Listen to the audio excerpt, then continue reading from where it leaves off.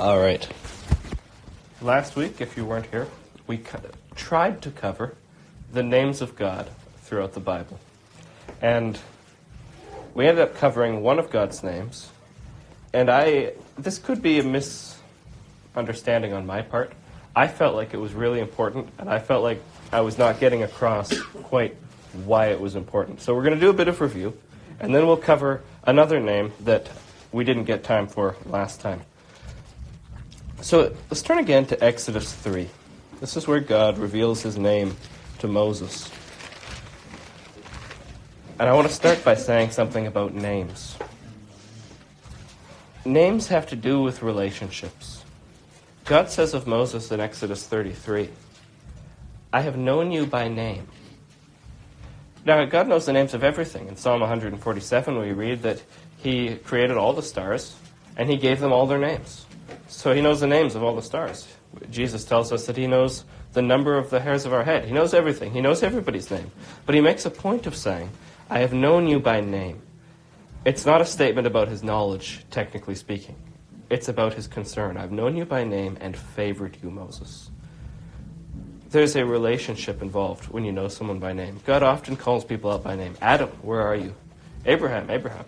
Samuel, Samuel. Yes? Eli, is that you? Yeah, Eli means my God. Anyway. God knows people's names. When we look at the name Yahweh, it means he is, because God says, I am. Lots of names in the Bible have meaning. What's special about this name is it's a name. All the other names we can talk about, Adonai, which means Lord, Elohim, we'll talk about today, it means God, El Elyon, God Most High, El Shaddai, God Almighty. All these names are titles. Yahweh is a name. You don't just call Jesus King. You call him Jesus. And you don't just call God, God. He gives us his name to show his commitment to having a relationship with us. He says of Jerusalem, prophetically, they don't know it's Jerusalem yet, but he says it's the place that he will make his name dwell. And it's condescension on God's part. He is attaching his reputation to his people by giving them his name. They're the people who bear his name. That's why we have the command, do not bear the name of the Lord in vain. Israel is actually told, you are sons of Yahweh. Normally you're called sons of God. There's one place in Deuteronomy where they're called sons of Yahweh. They all have, they represent God to the nations. And they've been given his name. So in giving us a name that we can call him by, he's showing us the kind of relationship he wants to have with us. It's not just a relationship where he's God, and he's king, and he's master, though it is. It's not less than that. And those titles are everywhere. And even his name, it means he is. And he is not contingently. He is apart from everything else. He is in a way that nobody else is. Everybody else is because he is. Everyone else might not be. Some things can be. Some things cease to exist, begin to exist. He is. So his name communicates that he's all-powerful, but in being a name, it's communicating that he wants to have a relationship with us. And in giving the name to Moses to give to Israel, he's communicating the kind of covenant they're entering into. It's a covenant of closeness. In Deuteronomy 4, the nations will say of this nation, what great nation is there with a God so near as their God is to them when they call on him? So does that make sense? We covered his name last week. I spent a lot of time going over how to pronounce it and proving that it actually is pronounced Yahweh, so that we don't just say, people argue about this and then go, I guess nobody knows. The reason I wanted to do that was to show that God gave a name and we still have it. And I didn't want you to miss out on that when you read the Bible. Every time you come to the word, the Lord, in all caps, in Hebrew it's God's name. Every time. But I also wanted to be careful not to give this undue emphasis. The New Testament doesn't use God's name. It doesn't feel the need. And so I don't want you to miss out on knowing that God's given us his name and wants a relationship with us, but I also don't want you to think everybody who doesn't know this is missing out like crazy. Well, it's not the be-all, end-all of Christianity. Deuteronomy 34 says, "There has not arisen since in Israel a prophet like Moses, whom God knew face to face." That was what was special about Moses. When Jesus comes, he knew, as he says, no one's ever seen God. The only God, who's in the bosom of the Father, he has made him known in John 1. Jesus brings a greater revelation than Moses did. Moses brought the name.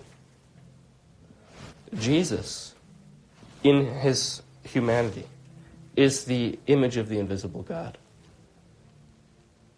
It's a greater revelation, to the point that they don't even feel the need to talk about the name explicitly in the New Testament. So I want you to understand that God gave us the name so we could talk to him. He gave the name to show who he was. He gave the name so we could address him by it. But then I want you to see the New Testament, what Jesus does, is bigger than that. So don't blow it out of proportion like some people do who won't even pray with you if you don't use the name. And they mispronounce it, the Jehovah's Witnesses. That's not how it's pronounced. If you don't believe me, I think I proved it quite irrefutably last week. So go listen online. Today, I want to cover the name Elohim. I asked last week and I'll ask again, what do we know about this name? It's not a name, it's a title, but what do we know about it?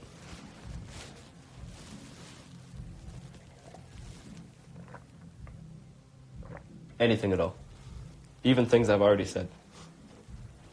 Like Dawn said last week, it's in Christmas songs. Yeah, it's in a lot of songs. How would you translate it?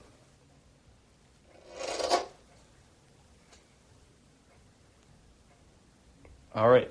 There are misconceptions that I thought people would have about it, but I hadn't anticipated not knowing anything about it. So this is the most common name for God in the Bible. We translate it God.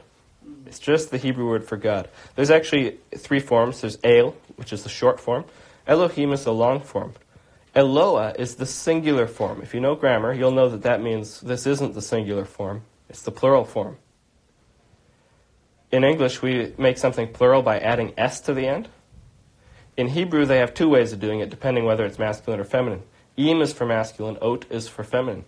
This is the plural form. There is a singular form. It's very rarely used, but almost always you get the plural form. The same is true with Adonai, which we covered a bit last week. Adonai is the plural construct form. If you care about grammar titles, you can forget about it otherwise. It's what we would call a plural of majesty. And the reason I say that is because I would not want you to be misled by ideas that because it's plural, that means there's lots of gods. Or that because it's plural, it means there's a trinity. Well, there is a trinity, but it's not because the word is plural. There's a very simple way. Even in English, we know whether a word is singular or plural. It's not really the S, because you get words like sheep, right? Sheep go through the gate. Sheep goes through the gate. In both of those sentences, you could tell. In one case, the sheep go, the sheep goes. The sheep go. Well, there must be at least two sheep. The sheep goes. We know we're only talking about one sheep. Hebrew is the same way, to a greater degree. Every verb. In English, sometimes you can't tell. Is it first person, second person, third person, plural, singular? In Hebrew, you can always tell.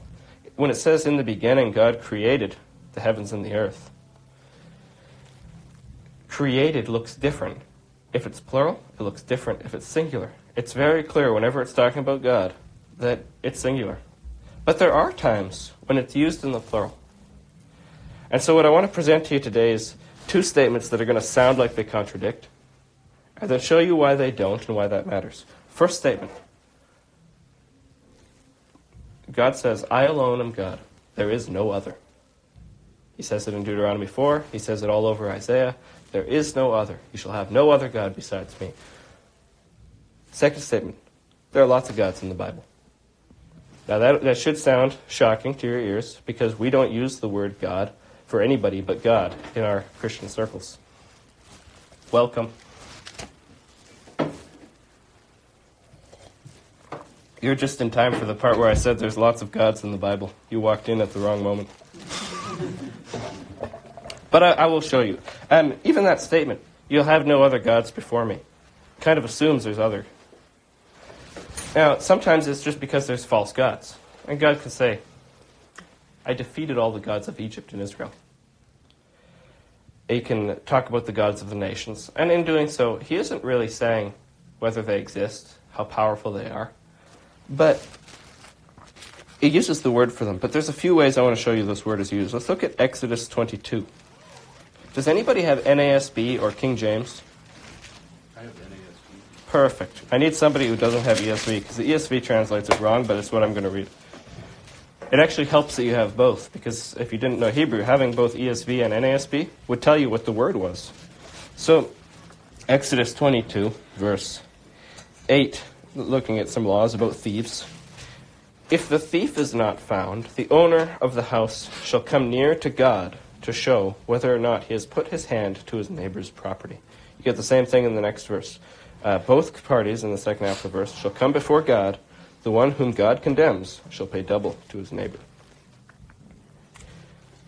What is he talking about? Come before God. Are thieves going to come into the tabernacle and get their judgment there? Is God going to speak out of the midst of the fire? No. What does your translation say, Aaron? It says before the judges. Mm-hmm. He's using the word Elohim to refer to the leaders that Moses has appointed in Israel to judge cases. In the text we'll look at in the sermon today, Moses says, I said at that time, I cannot bear you by myself. How can I by myself bear the weight and the burden of you and your strife? Choose for yourselves heads, wise, understanding, and experienced men. I will appoint them as heads over you. And I charged your judges at that time, saying, you shall hear the cases between your brothers and judge righteously between them. So, he's appointed judges who are going to hear cases. This is an instance of hearing the case. But he uses the word Elohim. Jesus quotes this. So let's look at Psalm 82. And this is going to be interesting because Psalm 82 is using the word Elohim several different ways. But I'll give you another one as long as we're on the way there. If you happen to flip past Psalm 8 on the way, he made him a little while lower than the angels. Me'at me Elohim, a little bit lower than the Elohim. There it's referring to probably angels. It's rather unclear. Spiritual beings, powerful spiritual beings. And it's calling them Elohim. So Psalm 82, I'll look first at verse 6. He said, I said, you are gods, sons of the Most High, all of you. Nevertheless, like men you shall die and fall like any prince. Now, there's debate about this, but I believe he's talking to Israel here. He's calling, look at verse 2, how long will you judge unjustly and show partiality to the wicked? He's calling them to commitment to what Moses commanded them, because he charged the judges, you shall not be partial in judgment. He charged them, hear the small and the great alike. He charged them to judge righteously in the case of the orphan and the widow. This line in verse 5, they have neither understanding nor knowledge. They walk about in darkness, comes straight out of Deuteronomy. These are descriptions of Israel being unfaithful to God's covenant. He is calling them gods because of the power he's given them. The word God has to do with power in the Bible. It has to do, probably the root is from might. But it's also using it a different way. Look at verse 1. God has taken his place in the divine council. In the midst of the gods, he holds judgment. Now, you could say, well, this is still talking about the judges, but look at now at Psalm 89, and I think you'll see it's talking about a bit more than that. Now, when you think of God, when you're praying, you picture God. Probably you shouldn't picture God. He's invisible. But I assume that you do, because it's how our brains work. I picture God. You know, he's got a beard and he's looking at the world. I know that's not how it is, but that's how I picture it. Who's next to him? Now, I'm not asking you to think about it and figure out, oh, Jesus is at the right hand. But when you picture it, do you picture anybody around him? I kind of picture a black void. When I was a kid, I remember I pictured a throne room with checkered tiles. I'm not sure why. The biblical picture is one where he is surrounded by heavenly armies. Look at, it's a long psalm. Where did the verse I wanted go?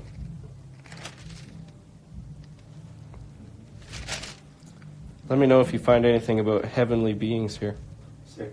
6? There we go. Who in the skies can be compared to the Lord? Who among the heavenly beings is like the Lord? A God greatly to be feared in the council of his holy ones, and awesome above all who are around him. Do you see that language being used? There are these beings that are around God. In Job we read that the sons of God would come regularly and come before the Lord, and Satan was among them. There's, in the Bible, many spiritual beings. And yet, we also read, God says, I am Elohim, and there is no other. How can that be? One way you could say, well, because the Bible's full of contradictions and doesn't make any sense. You could say that. I don't think that's why. Because this is a very common practice in Hebrew, in the Hebrew thought. They'll say something is so, you'll know Arnie says this all the time, something could be so and not so. Sometimes the Bible will say, God alone is holy. And then it'll call Israel holy, talk about him coming with his holy angels. It'll call this ground holy. The place on which you are standing is holy ground.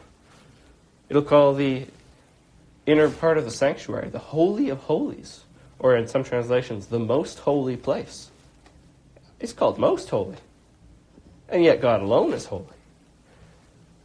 It's because God is holy in such a way that compared to him, no one else is. In John we read that no one has ever seen God. Well, didn't Moses see the back parts of God? Hasn't there not arisen since a prophet in Israel like Moses, whom the Lord knew face to face? Didn't Isaiah see the Lord in a vision, high and exalted, with the train of his robe filling the temple? Didn't Ezekiel see one like the Son of Man? It's like a chariot with a cherubim beneath. Didn't Israel, all Israel, see the Lord at Sinai? And God reminds them, you did not see an image, so don't make one. But they saw him. No one has ever seen God. Because Jesus sees God in such a way that to make the comparison would not be appropriate. When we say God alone is God, we're not saying there are no other powerful spiritual beings. But the difference between God, the infinite spirit, and any other spirit, no matter how powerful, the difference between the creator and the created is an infinite difference. So much difference that you could say, who is like him? And the answer is nobody. Now there's a sense they are like him. They're spirits. We're not spirits. That's a way that the angels are like God that we're not, because they're spirits. They're much more powerful. Let's look at Daniel chapter 10. I just want to give you an example. There's several examples where you see spiritual beings are, you wouldn't want to mess with them. They're powerful. Because, for example, you remember when David saw the angel coming to the city with a sword outstretched to destroy it? Now, the angel didn't do it, but you get the impression. One angel with one sword could have destroyed Jerusalem in one blow. That's pretty powerful stuff. Daniel 10, verse 2. Daniel was mourning for 3 weeks. He says, I ate no delicacies, no meat or wine entered my mouth. On the 24th day of the first month, as I was standing on the bank of the great river that is the Tigris, I lifted up my eyes and looked, and behold, a man clothed in linen, with a belt of fine gold from Uphaz around his waist. His body was like beryl, his face like the appearance of lightning, his eyes like flaming torches, his arms and legs like the gleam of burnished bronze, the sound of his words like the sound of a multitude. And I, Daniel, alone saw the vision, for the men who were with me did not see the vision, but a great trembling fell upon them, and they fled to hide themselves. So I was left alone and saw this great vision, and no strength was left in me. My radiant appearance was fearfully changed, and I retained no strength. I heard the sound of his words, and as I heard the sounds of his words, I fell on my face in a deep sleep, with my face to the ground. This is... You started Daniel 5. Sorry? You started Daniel 5? Daniel 10, I've started in verse 2. 2, sorry. Yeah, and now we're looking at verse 10.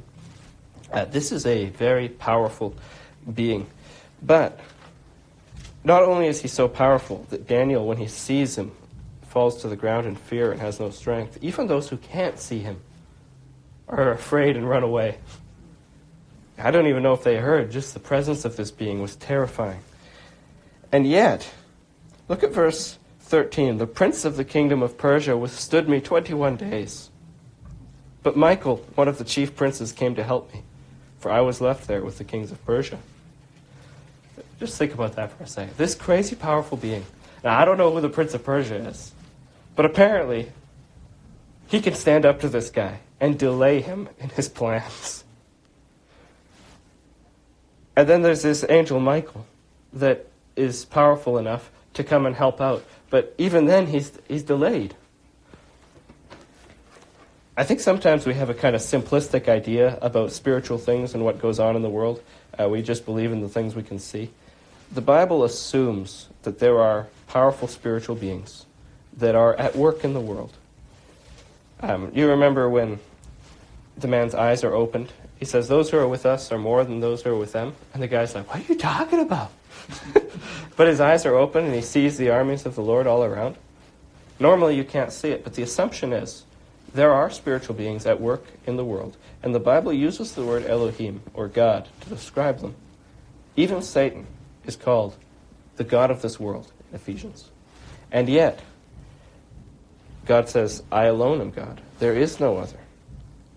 Now, the reason I want to emphasize how powerful these beings are is to say, no matter how powerful they are, even if Satan can be called the God of this world, which implies he's very powerful. It says he's at work in the sons of disobedience. It's almost a comparison to the Spirit of God that is now at work in us.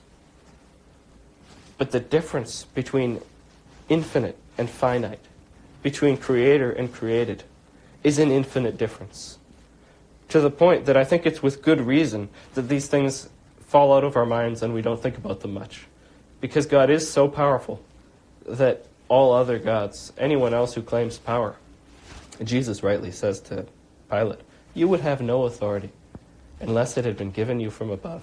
That is true of every spiritual being. That is true of every being that has ever lived. There's no authority except that which God grants. Questions? I realize I haven't stopped for questions. So God granted that spirit to come against Michael and...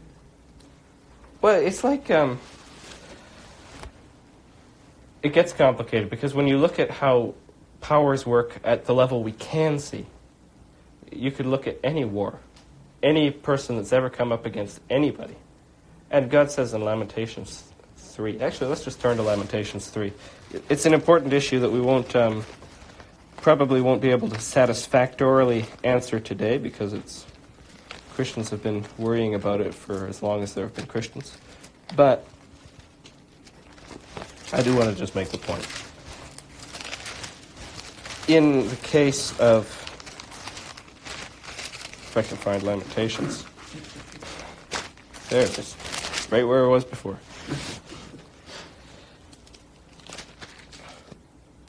In the case of human controversies, God is also just as powerful. Even someone like Trudeau has no power except that which God permits him. Now that doesn't mean that God restrains all the power in the world such that only the perfect things get done in exactly the way he would have them done, because he judges nations.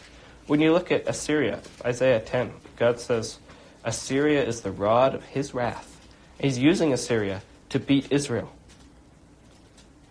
But then he says, I will judge Assyria. Because Assyria in this was not thinking, I'm a servant of the Lord. I'm going to bring God's discipline on his children out of love. He was thinking, I'm going to kill them and take their stuff. And God's like, those are my people. You do not get to do that and get away with it. But he was sovereign in it and described it as his work. And he has this attitude towards all calamities.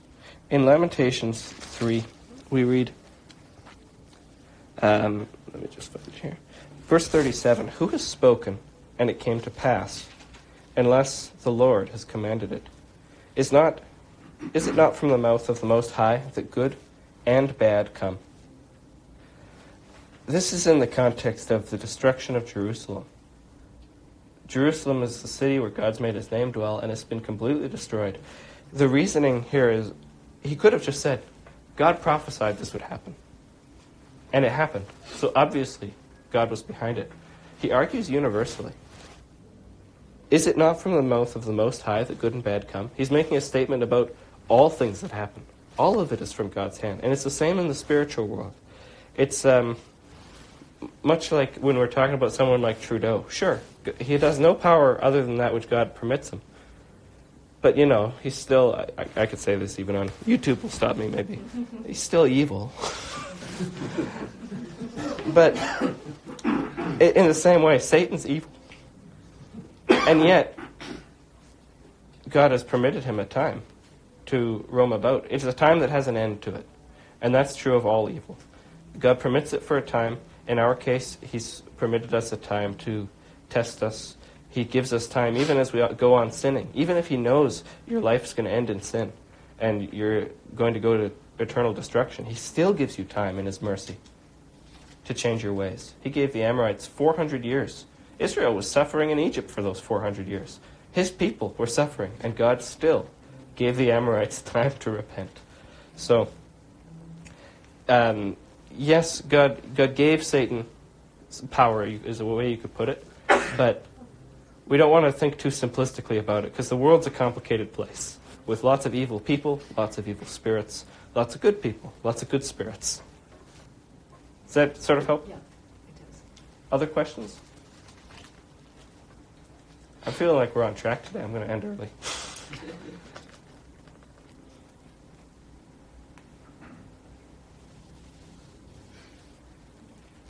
I'll end with this thought.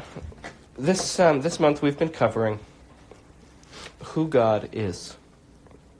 I have hopes if this Sunday school goes on long enough. I'm basically working through the Apostles' Creed in order, bit by bit. We've covered the first statement. I believe in God, the Father, Almighty, creator of heaven and earth. All of the creeds put this right at the front.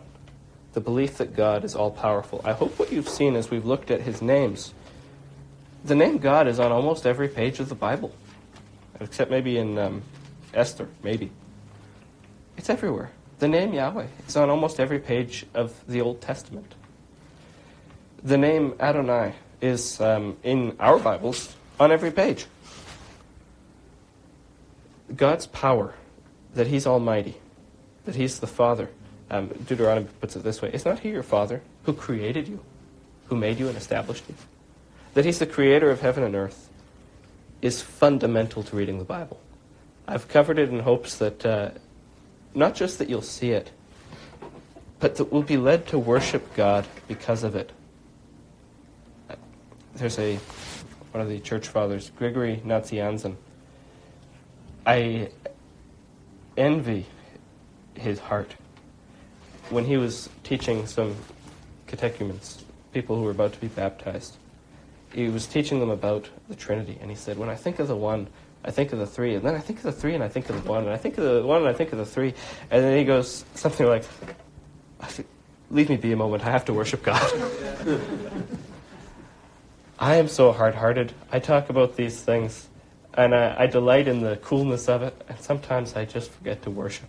God is all-powerful. That's why he says you'll have no other gods before me, because he's infinite and they're finite. So worship God.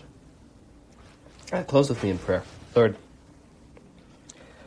we come before you and we do want to worship you. We know that you accept as a pleasing sacrifice a broken spirit, and a broken and contrite heart, O God, you will not despise. We know that you are pleased with the sacrifice of thanksgiving. We know that you have asked us to go outside the camp like Jesus and suffer with him there as a pleasing sacrifice, as we offer up our bodies to you. This is our spiritual worship. Lord, I ask that you would accept it, that you would transform us by the renewing of our mind, that we would know what is good, that we would think on things above, not on the things of the earth. Help us to love you, not to have in our hearts the love of the world, which is enmity with you. In Jesus' name, amen.